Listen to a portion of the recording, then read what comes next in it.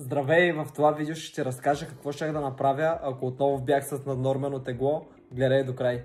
4 са нещата, за които ще поговоря днес. Първото е хранене, второто е тренировки, третото е отчетност и следене на прогреса и четвъртото, доста важно, е постоянство, да ги правим 4-те достатъчно дълго време. По отношение на храненето, първото щеше да е да се науча да следя калории, или ако мога да ги следя, не е нужно да се уча, просто да го правя достатъчно дълго време. Следя калории, може би на повечето от вас ви се струва супер трудно и ангажиращо да следят всяко нещо, но истината е, че следенето на калории дава свобода. Свобода човек сам да взима решения коя храна да консумира, придържайки се, разбира се, към някои фундаментални принципи. Да, следим калории, имаме някаква енергийна рамка, към която трябва да се придържаме, но има и други неща, които са важни, които пак са свързани около храненето, и те са калориите да идват от качествени продукти, да внимаваме да не хапваме основно джънк храни, да гледаме да хапваме достатъчно цели непреработени храни, в това число чисти меса, нискомаслени млечни продукти, яйца, риба, пълнозърнести храни. И те съдържат и доста протеин, а протеинът също е много важна част от следенето на калории. Да приемаме достатъчно протеин. Той е важен поради няколко фактора. Първият е, че стимулира мускулно-протеинов синтез.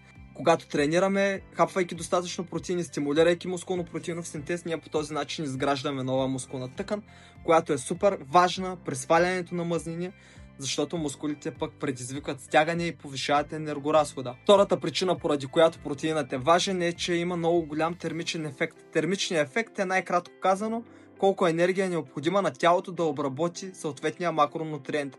При мазнините е между 3 и 5%, при въглехидратите между 5 и 10% и при протеина е между 15 и 30%. Между 15 и 30% от дадена храна калориите и да отидат за самото и обработване от тялото. Това е страхотно. Ние на практика консумираме много по-малко калории, ако по-голямата част от тях идват от белтъчините, от протеина в случая. И третата причина, поради която протеинът е важен, е, че той създава много по-голямо засищане. Повечето храни, които съдържат повече протеин, ако се замислите, са нискомаслени млечни продукти, пълнозърнести продукти, яйца, риба. Всичките те не са чак толкова вкусни, което пък води и до по-добро засищане, защото когато човек яде по-вкусни храни, в случая джънк храни, комбинация между въглехидрати и мазнини, всякакви пастички, пържени неща, при тях се отключва емоционално хранене и много често се консумират много повече калории, отколкото са необходими. Да, ако трябва да обобщя относно хранене, следене на калории, следене на протеин, съотношението между въглехидрати и мазнини не е толкова важно, следим просто калориите и протеина да съответстват. Другите неща, които са важни, отново минавам през тях: хапването на цели непреработени храни, плодове, зеленчуци. Това е относно храненето. Много хора сега биха си казали: добре, аз как да знам колко калории трябва да приемам на ден?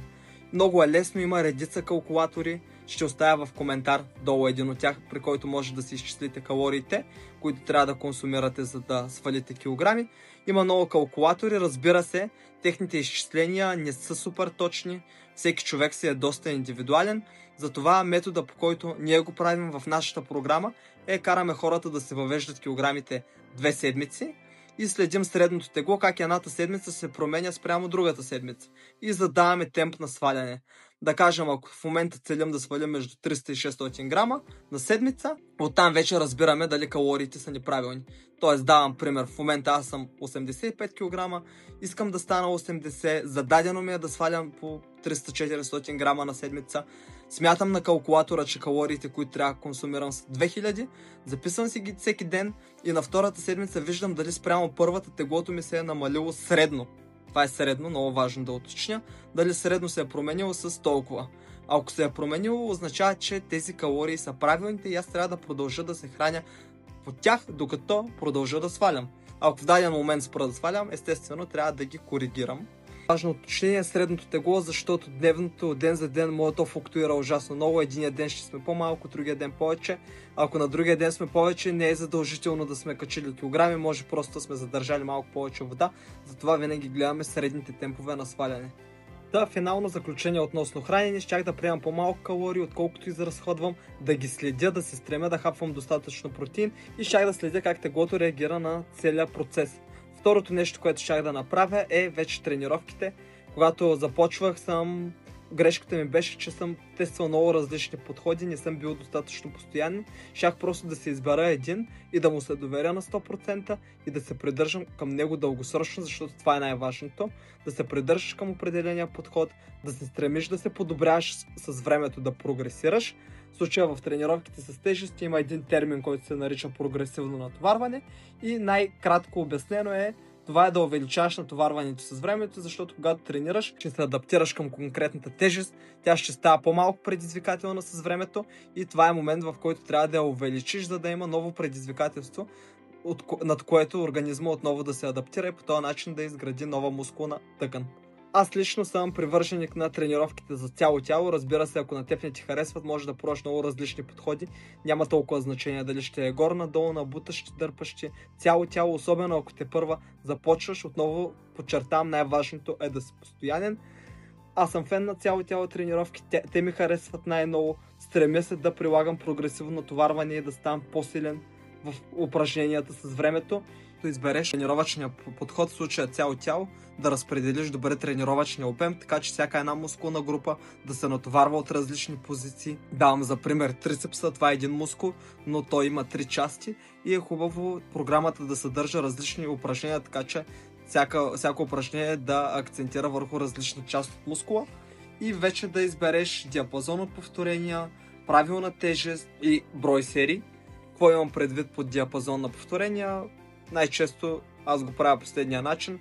8-10 повторения. Избирам си тежест, която мога да направя 8. В момента, в който мога вече да направя 10, увеличавам тежестта и намалям повторенията отново на 8 и по този начин прогресирам. Сериите могат да бъдат между 2 и 3. С времето можеш да увеличиш на 4, стига да усещаш, че се възстановяваш добре и можеш да понесеш конкретното натоварване. И правилната тежест е тази, с която можеш да направиш повторенията. Предизвикателна е и когато приключиш серия, максимум можеш да направиш още 2. Тоест имаш 2 повторения в резерв.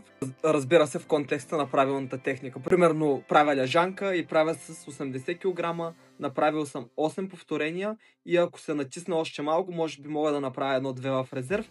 Това е правилната тежест. В момента, в който мога да направя 10 и пак имам 1-2 в резерв, увеличавам тежестта примерно на 82,5 и връщам повторенията обратно на 8. Не е нужно да са точно между 8 и 10 повторения, могат да са 6-8, могат да са 10-12, така че избери повторенията по твое усмотрение. Третата точка, това, което ще да направя, отчетност. Какво е отчетност в храненето? Това е да си следя калориите, да гледам как килограмите реагират на калориите, които съм въвел и дали се променят с темпа, с който съм задал. Относно тренировките, това е да следя резултатите в тренировките, да се стремя да ставам по-силен, да прогресирам. Също така, относно отчетност, ако целта ми е да загубя мазнини, да направя измервания с метър, да следя как се променят обиколките, там да вървят надолу и разбира се да се наслаждавам на процеса. Първото е хранене, второто е тренировки, третото е следене на прогрес и четвъртото нещо, което споделих и в началото, може би най-важното от четирите, разбира се без първите три, то няма как да бъде факт, е постоянството. Да ги правят тези неща достатъчно дълго време. Доста хора влизат с нагласата, че ще потренират 3-4 месеца, ще влезнат във форма и след това ще спрат и ще се задържат резултата. Действителността обаче е съвсем различна. Резултатите са плод на усилията, които полагаме в момента. Променим ли усилията, резултата мигновено се променя.